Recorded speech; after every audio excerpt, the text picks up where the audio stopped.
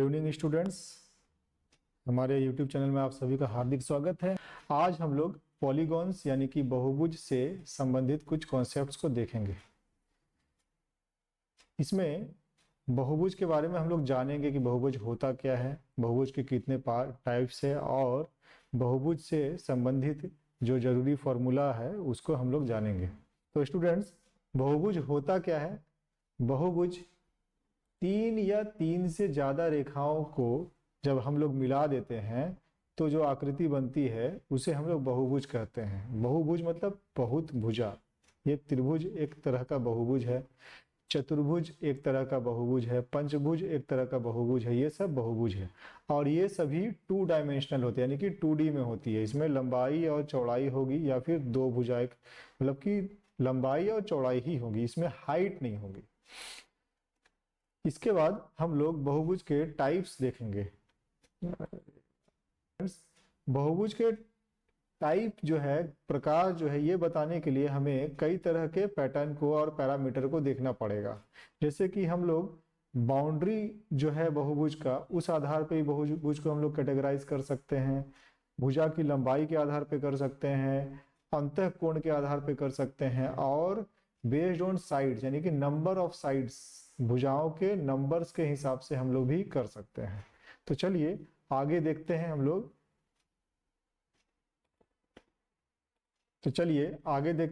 कि बहुभुज के कितने प्रकार हैं। अगर देखा जाए कि बाउंड्री के हिसाब से बहुभुज के कितने प्रकार हैं, तो 2 तरह के बहुभुज है, सिंपल पॉलीगॉन और कॉम्प्लेक्स पॉलीगॉन। सिंपल पॉलीगॉन की अगर बात करें तो सिंपल पॉलीगॉन क्या होता है, यानी कि सम बहुभुज। सिंपल पॉलीगॉन वो बहुभुज होता है जिसमें कोई भी भुजा एक दूसरे को प्रतिच्छेदित नहीं करती है, कोई भी साइड जो है नॉन इंटरसेक्टिंग होती है, मतलब कि सभी भुजाएं एक दूसरे से दूर दूर होती है, कोई भी एक दूसरे को काटती नहीं है, इंटरसेक्ट नहीं करते। जैसे कि त्रिभुज है, वर्ग है, स्क्वायर है, रेक्टेंगल है, पेंटागन है, हेक्सागन है, ये सभी सिंपल पॉलीगॉन है। ये 2 सिंपल पॉलीगॉन हमने आपके सामने दी है। अगली जो पॉलीगॉन की कैटेगरी है उसे हम लोग कॉम्प्लेक्स पॉलीगॉन कहते हैं। इसमें ये इरेगुलर शेप की होती है और इसकी भुजाएं एक दूसरे को क्रॉस कर भी सकती है, यानी कि इंटरसेक्ट कर भी सकती है, प्रतिच्छेद कर भी सकती है और नहीं भी कर सकती है। चलिए इसके बारे में आगे देखते हैं।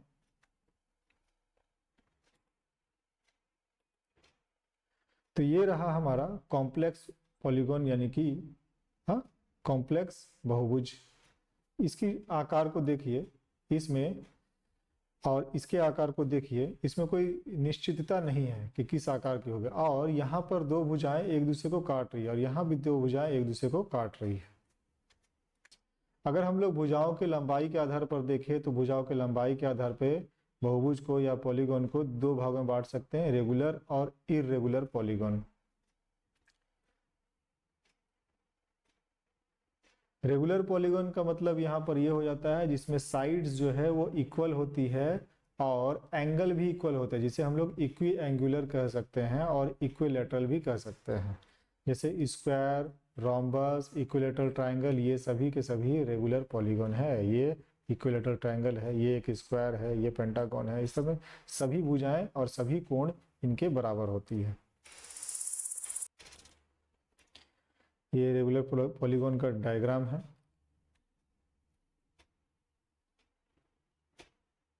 इरेगुलर पॉलीगॉन में क्या होता है, साइड्स का जो आकार है, शेप है, साइज है, वो अलग अलग होता है, डिफरेंट मेजर्स का होता है। जैसे स्केलेन ट्राइंगल यानी विषम बाहु त्रिभुज, रेक्टेंगल आयत में, काइट में यानी पतंग में।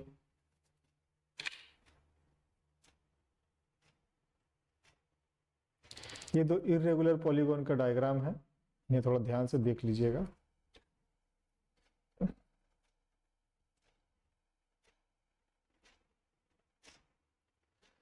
अब पॉलीगॉन का अगला टाइप जो है अंतःकोण के आधार पर है। अंतःकोण के आधार पर 2 तरह के बहुभुज होते हैं, कॉन्वेक्स पॉलीगॉन और कॉनकेव पॉलीगॉन। कॉन्वेक्स पॉलीगॉन वो पॉलीगॉन होता है जिसमें सभी के सभी अंतःकोण 180 डिग्री से कम होते हैं, कम माप के होते हैं। जैसे यहाँ पर मैंने दोनों दिखाया, इन दोनों में सभी अंतःकोण 180 डिग्री से छोटा है। और कॉनकेव पॉलीगॉन वो पॉलीगॉन होता है जिसमें एक या एक से ज्यादा अंतःकोण इंटीरियर एंगल 180 डिग्री से ज्यादा हो सकता है, यानी कि at least one reflex interior angle, कम से कम एक रिफ्लेक्स एंगल यहाँ पर रहेगा जो कि अंतःकोण होगा। हाँ, कैन हैव एटलीस्ट 4 साइड्स, कम से कम इसमें 4 भुजा होनी चाहिए। ये त्रिभुज में कॉनकेव पॉलीगॉन नहीं बनता है। यहाँ पर इस पॉलीगॉन को अगर हम लोग देखें तो ये कोण और ये कोण 180 डिग्री से ज्यादा है। इस पॉलीगॉन को अगर हम लोग देखें तो ये कोण और ये कोण 180 डिग्री से ज्यादा है।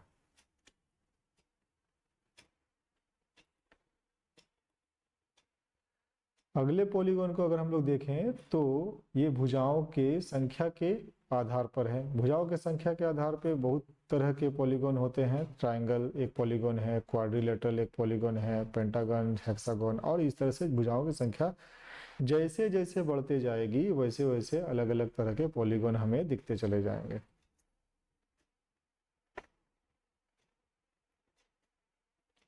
प्यारे स्टूडेंट्स, यहाँ मैंने कुछ कुछ पॉलीगॉन के हाँ आकार आकृति को दिखा दिया है, कितनी भुजाएं होती है, कितने विकर्ण होते हैं, कितने शीर्ष होते हैं, वर्टिसेस होते हैं, कितने अंतःकोण का माप कितना होता है और बहिष्कोण का माप कितना होता है, ये मैंने दे दिया है। ट्रायंगल है, क्वाड्रिलेटरल है, पेंटागन, हेक्सागन, इसे एक बार आप लोग देख लें और अपनी कॉपी में नोट बना लें।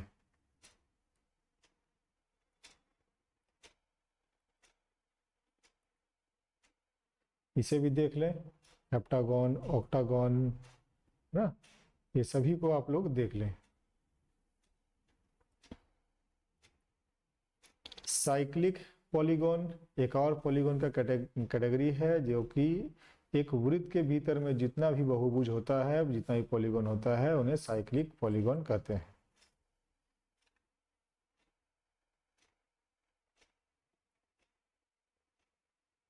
Basics of polygon. अब हम लोग बहुभुज के बेसिक कॉन्सेप्ट पे आ गए हैं, जिसमें कि सबसे पहले हम लोग अंतःकोण या इंटीरियर एंगल के बारे में देखने वाले हैं। हाँ, अंतःकोण वहां बनता है जहां पर दो आसन्न भुजाएं एक दूसरे के साथ में जहां पर मिलती है वहां पर अंतःकोण बनता है। आसन्न भुजाएं या फिर एडजेसेंट साइड्स जो है भीतर की तरफ जो कोण को बनाती है, जिस एंगल को बनाती है, उसे अंतःकोण या इंटीरियर एंगल कहते हैं।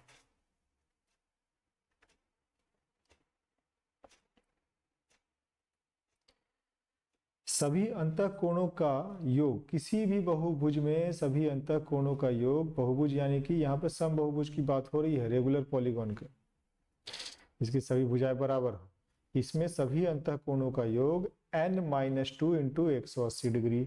n भुजाओं की संख्या है और भुजाओं की संख्या से अगर हम लोग 2 घटा करके 180 डिग्री से गुणा कर दे तो सभी अंतःकोणों का योग आ जाएगा। और अगर हमें एक अंतःकोण पता करना है, ईच इंटीरियर एंगल अगर हमें पता करना है, तो ये जो n-2 इंटू 180 डिग्री जो था, इसको हम लोग भुजाओं की संख्या से भाग दे देंगे, यानी कि n से भाग दे देंगे तो हमें एक अंतःकोण का माप मिल जाएगी।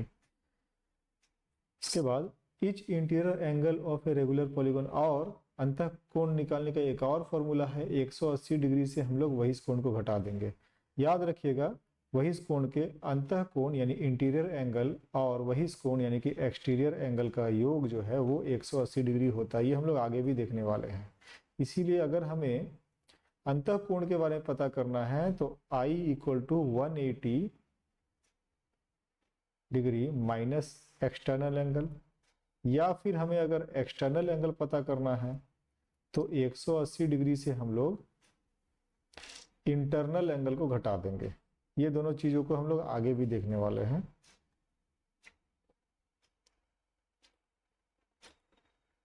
अब हम लोग बहिष्कोण की तरफ बढ़ चुके हैं। तो बहिष्कोण क्या होता है? जब भी कोई किसी भी एक भुजा को हम लोग आगे बढ़ा देते हैं, बहुभुज में किसी भी एक भुजा को आगे बढ़ा देते हैं, तो इससे जो कोण बनता है उसे हम लोग बहिष्कोण कहते हैं। जैसे ये एक बहुभुज है, इसकी इस भुजा को आगे बढ़ा दिए तो यहाँ पर एक कोण बना, ये वही कोण है। इस भुजा को आगे बढ़ा देने से जो कोण बना ये वही कोण है। और वही कोण और अंतः कोण का योग 180 डिग्री होता है। क्यों होता है? क्योंकि ये दोनों एक ही रेखा पे बनती है, इसीलिए ये दोनों वही कोण और अंतः कोण जो है वो सप्लीमेंट्री एंगल्स होती है।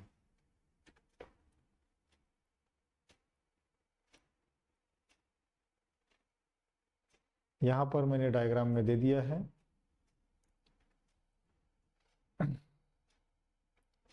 यहाँ भी ध्यान से देखिएगा, ये एक पंचभुज है जिसकी एक भुजा को इस तरह से आगे बढ़ाया गया है, तो यहाँ पर एक वही कोण बना है, ये वही कोण का माप है और ये अंतः कोण है। और दोनों चूंकि एक सरल रेखा में इसलिए 180 डिग्री का कोण बनेगा। अंतः कोण का माप हमें पहले से दिया हुआ था 65 डिग्री, तो 180 डिग्री से अगर हम लोग 65 डिग्री को घटा देंगे तो 115 डिग्री आएगा, जिसे कि वही कोण हम लोग कह सकते हैं, या फिर वही कोण का माप 115 डिग्री होगा।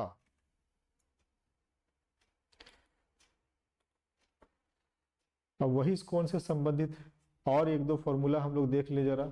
सभी वही कोणों का माप 360 डिग्री होता है। वह किसी भी समबाहुभुज का यानी रेगुलर पॉलीगॉन का सभी वही कोणों का माप 360 डिग्री होता है, क्योंकि ये सभी वही कोण एक बिंदु के ही चारों ओर होते हैं। अगर हम इन सभी भुजाओं को छोटा करते चले जाएं तो हमें अंत में एक बिंदु मिलेगी और उस बिंदु के चारों ओर ये सभी कोण एक वृत्त का निर्माण करते हुए पाए जाएंगे।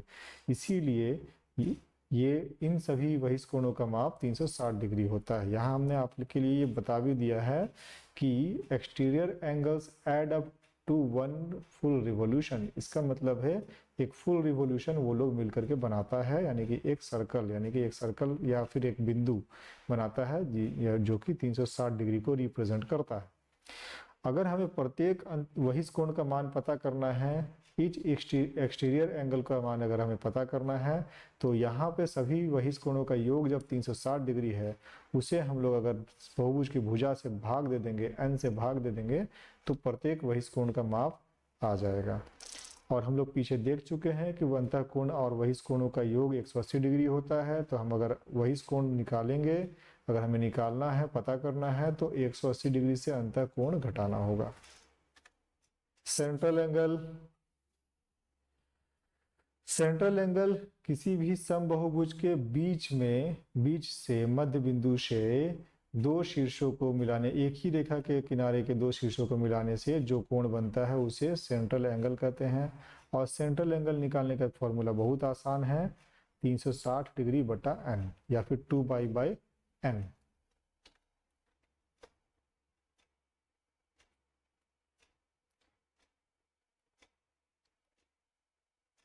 यहाँ मैंने एक और चार्ट दे दिया आप लोगों को, इसे आप लोग स्क्रीनशॉट लेकर के लिख लें, वीडियो को पॉज करके अपने कॉपी में लिख लें।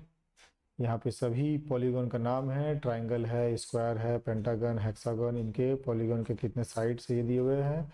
सभी अंतः कोणों का माप दिया हुआ है ईच, और सेंट्रल एंगल का माप दिया हुआ है, और सभी अंतः कोणों का योग दिया हुआ है।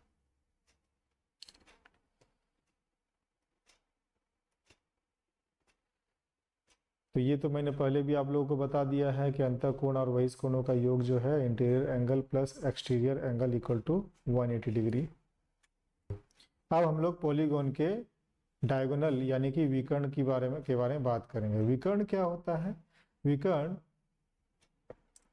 किसी भी बहुभुज के दो शीर्षों को जोड़ती है, वैसे शीर्ष जो एक ही रेखा के दो तरफ ना हो।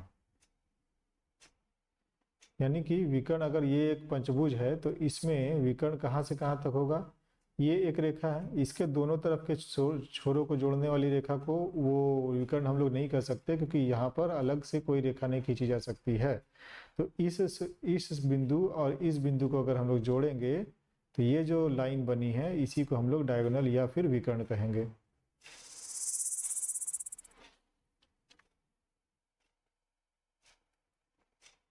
यहाँ पे बहुभुज के भुजाओं की संख्या नाम और कितने विकर्ण होंगे ये दे दिया है।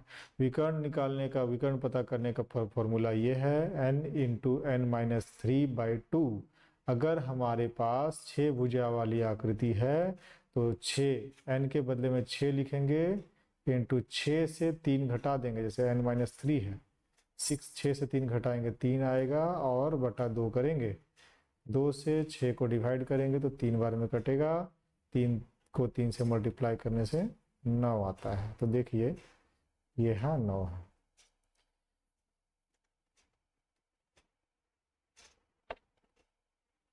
डियर स्टूडेंट्स, यहाँ मैंने सभी आकृति को दे दिया है और इसमें जो विकर्ण है वो मैंने दिखा दिया है। आज से पीछे मैंने आप लोगों को बता दिया है कि फॉर्मूला से कैसे बनेगा।